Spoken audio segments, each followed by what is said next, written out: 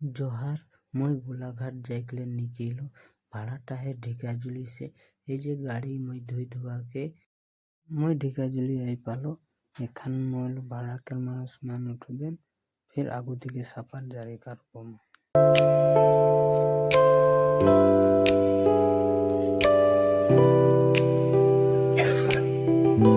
काजीरंगा मंदिर आई पाली एखान हमने दर्शन कार्ड करा के आगू दिके बढ़बई।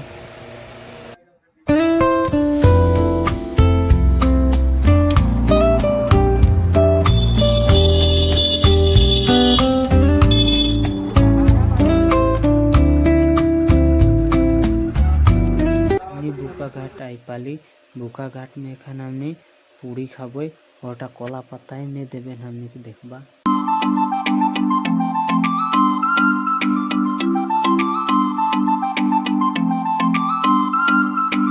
फाइनली मैं गोलाघाट आई पाल गोलाघाट से kan मैं ढिकाजुली जाबो। आज के वीडियो यहीं से समाप्त हुई। अगले वीडियो में फिर मिलबई।